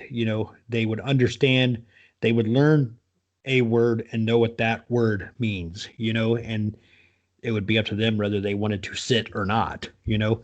But I think they would be able to pick up on the language and understand it. And I think that kind of goes back to, there's a little proof of that in the fact that there are a lot of reports of them trying to mimic people, you know. And I think that they're trying to mimic people because they're trying to, like, okay, what sound did I just hear? You know, and we do the same thing to them.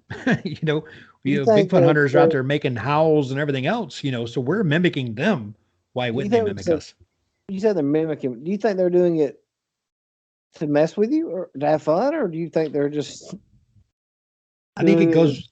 Yeah, I think it just goes back to the curiosity. You know, like you know, they're watching us and they hear a, you know, they see some people playing in a lake or something, you know, hypothetically, and they hear the screaming and the laughing, and you know, someone says quit, you know, and they're probably thinking, well, that's a weird sound, and they try to say it, quit, you know, and that's just an example. I mean, I'm not saying that's ever happened. I'm just saying, you know, that would be a scenario where they would be like, wow, that's an odd sound. I wonder if I can say that. You know, I wonder if I can make that sound too. So I think they mimic you because they think your sounds are unique and odd, just like we would them. You know, how many times have you been to a zoo and you see the kids looking at the monkeys going, ooh, ooh, ooh, ooh, ooh, ooh, ooh. You know, the kids are mimicking them, you know, and probably not just kids. I'm sure adults are doing it too, you know, because we think the sounds they make are unique and cool and interesting. So it wouldn't surprise me that they would do the same thing for us or to us. That brings me to another question. Sure. Got let's see if I can try to hypothetically put this, because let's say that there's a plane crash, like you said, up there, and you know they never found them. Okay. And one person survives. Okay. And they're just walking around, you know, knocked out. Almost they come in, stumble into this tribe. Do you think that they would go aggressive and kill this person, or they would allow them? They would bring them in and they'd live with them, or do you think they're capable of that? How do you think something like that? What's your opinion on that? If I explain that or ask that question well enough. No, I think that's a good question. I mean, there are, excuse me, excuse me. I'm sorry. There are a couple of reports. One particular one called it's the Albert Osman report, who was a guy who was sleeping in a sleeping bag, and apparently a Bigfoot just grabbed the sleeping bag and took off running with it. Right. And he claims that he was in that group of Bigfoot, and that he ended up giving them some tobacco, I think it was, and they thought it was kind of neat. But he ended up escaping and telling the story. They were just curious about him and what his and you know and how he lived. Basically, you know, they just thought he was interesting. Never showed any signs of violence toward him or anything like that.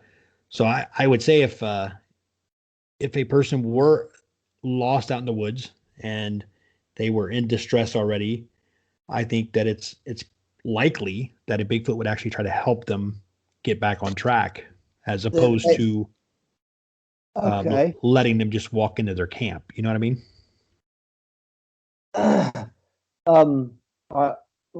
Okay, let me phrase it another way. All right, so this person's out there and they're in distress, and the Bigfoot sees them. You know, obviously this person's not going to be able to get help lost in the middle of the woods. Do you think the Bigfoot has advanced enough intelligently and I guess humanely enough that they would bring the person in to care for them? Well, there's been reports of kids that have come up missing, and then when they find them, the kids talk about, and the kids are like in a position where there's no way they should have survived, you know, in the weather conditions and in the middle of nowhere for days, you know, that they should have been dead, you know, and they find the kids alive, and the kids, like, you know, they will tell the stories of how, you know, the giant man helped them, you know, or whatever, you know. So I think that they are a caring species. And I think that if they can, I think they will help.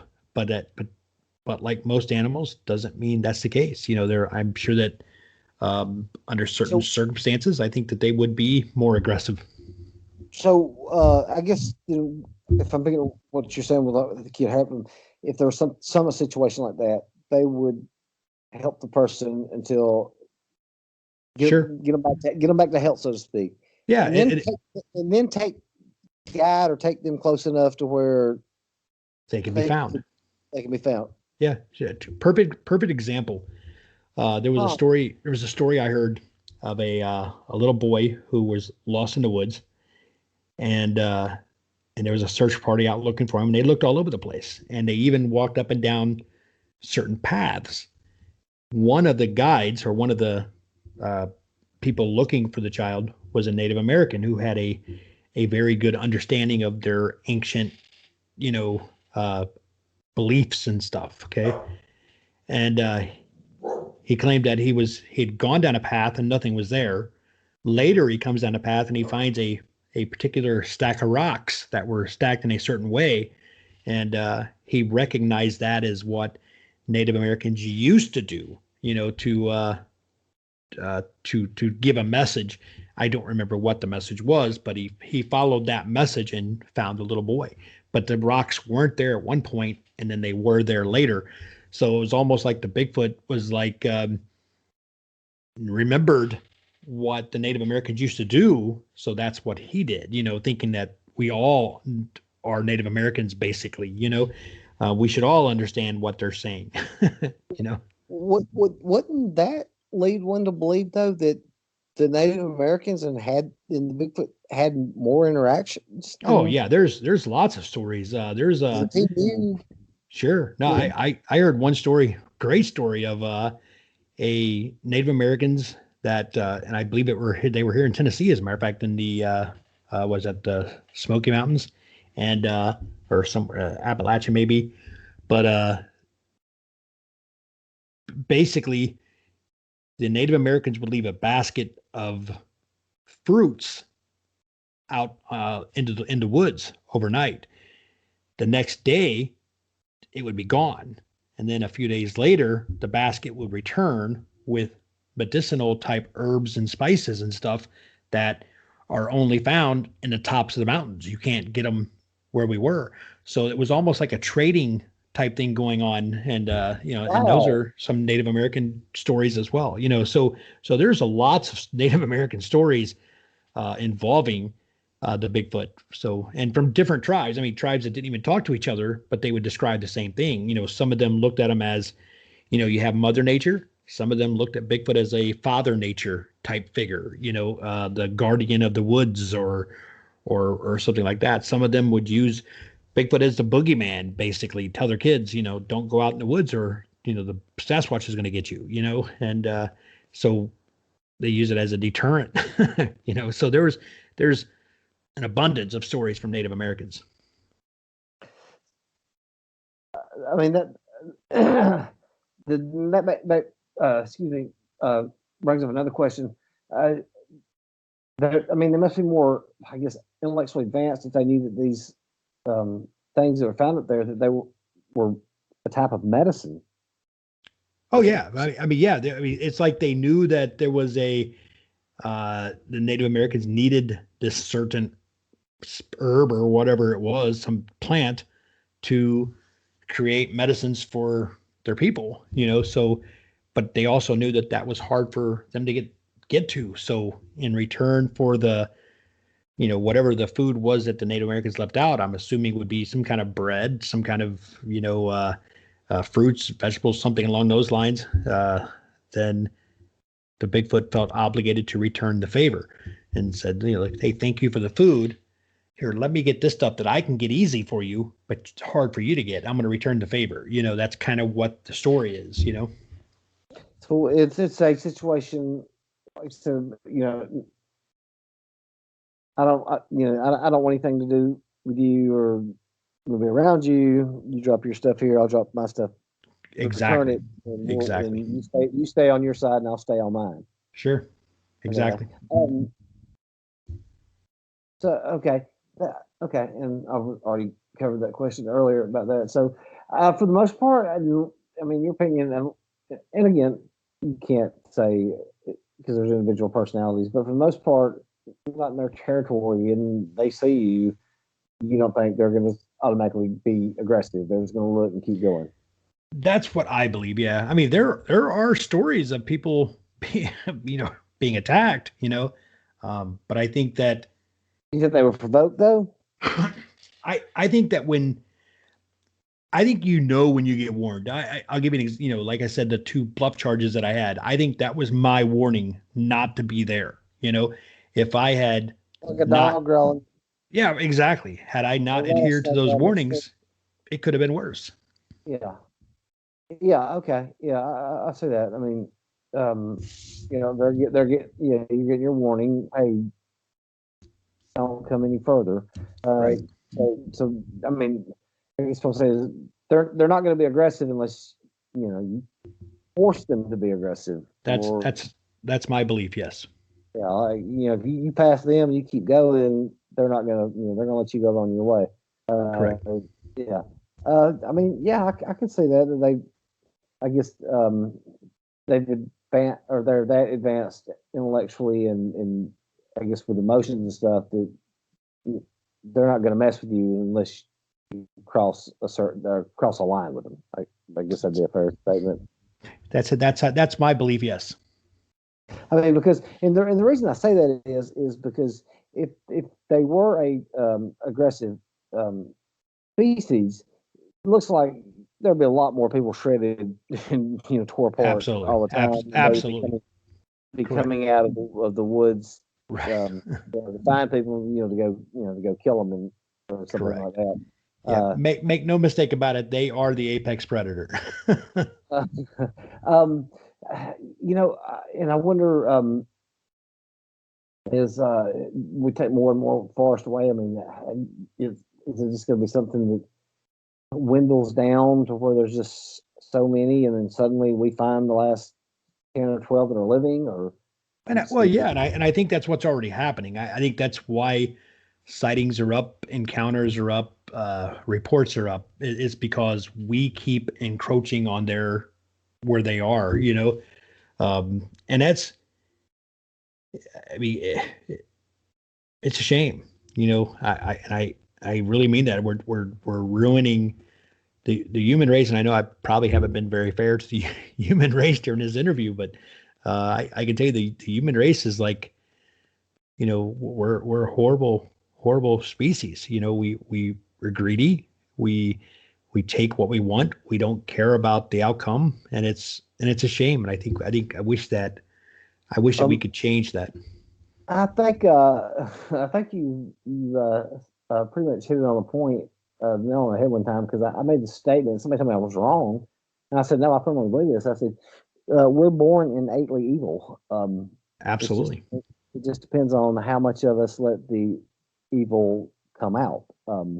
That's you that that is 100% accurate. I 100% agree with you.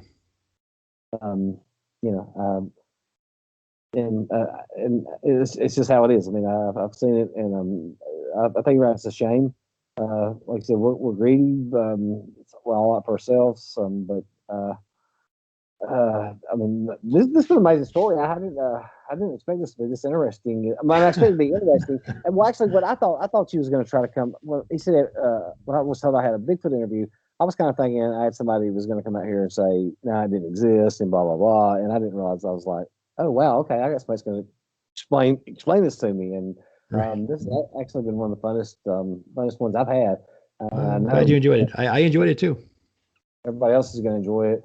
I'll probably tomorrow before I get it edited up and put on YouTube. I'm still editing another one tonight. And I've got Mhm. somebody else I've got to talk to, and then I've got to catch everything up at the Killer Angels. I have to send you an invite for that.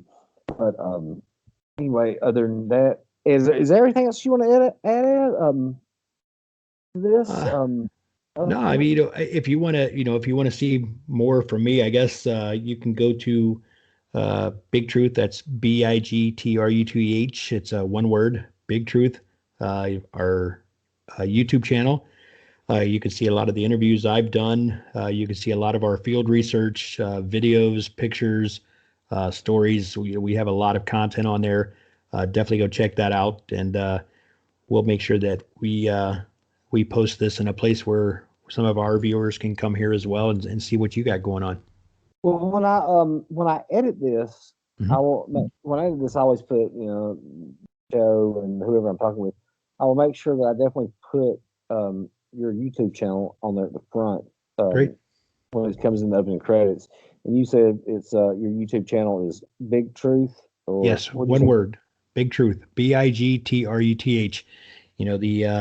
The idea is we don't care what the truth is. We just want the truth, and we'll accept whatever it is. If they're paranormal or spiritual or uh, whatever they are, we're fine with it. We just want the answers. That's all. Yeah, I'll make sure I definitely put that up there, and I'm going to go subscribe to that channel too, because Great. I would Yeah, love to see more of that. And because I'll put it up there, so it's just Big Truth, YouTube. Okay, I'll yeah, put it on there. Great, man. Thanks a lot. I enjoyed this, and I guess we'll talk soon. absolutely, man. Yeah, look me up. Let me know when you put it up, and we'll get it posted for you, man. But I Yeah. appreciate it. I had a great time. You Hey, asked a man, lot of I good did questions. too. This was great, man. I mean, I loved it. Thanks a lot. No problem, man. I enjoyed it too. I hope that I was as informative in this as Bill is with his. You are. I mean, you was actually very informative. I mean, um, in this, he knows his subject matter very well, and like I said, that tells me the other day that was still one of my favorite ones with him. Um, did one when you look through the channel, check out Scott Mosley's Titanic video. Yeah, I you'll love yeah, yeah. I like that topic as well. But I'll tell you what, if you want to do the Sultana, and I don't think there's enough information about the Sultana. But man, the stories and um the thing itself, just that subject is fascinating. And how many people this blows my mind. My girlfriend's daughter, she comes up to me one day, she says, I need a subject. I need to do an essay on something in history. What do you suggest? Because she knows I'm a history buff. And I said, do the Sultana. So she looks it up. She finds it. She does her own research. She does her own report. Turns it in. And the teacher had never heard of it. And I'm going, how does a history teacher never hear the Sultana? I mean, understanding that in April of 1865 there were so many historic things happening, the assassination of Lincoln, the end of the Civil War, that all these different things were happening. But man, that's such a great story, and no one knows about it. It's Well, odd. when I had you on there, you have to. I mean, it's. You feel free to post on it because I'm gonna get you on there Yeah, as soon as we send you an invite there. But hey, man, I appreciate it. Thanks. no problem, man. Thank you, and I enjoy. You asked some really good questions. You actually did a good job. I've interviewed hundreds of people, and I'm telling you, you did a good job. Well, I I've appreciate that, man. It took me when I first started doing this, it was rough and hard and bumpy, and I took a lot of licks. But I've learned as it's going, and hopefully it gets a lot better with it. It's a lot better when you do it off your head instead of writing stuff down. I Yeah, noticed that when I did it, it sounded scripted if I wrote down questions. But if I just let the story take its course and ask questions based on that, it's so much better. and what I found is too, and I'll tell you this in just like we cut it is when we do that uh, how I do the interview technique like that. But man, this was great. I loved every minute of it. And Good deal. when I do that too, I'll get you the YouTube channel, or you said just gonna post on there anyway. But Yeah. I'll get you the YouTube link too to post it as well. Awesome. Thank you.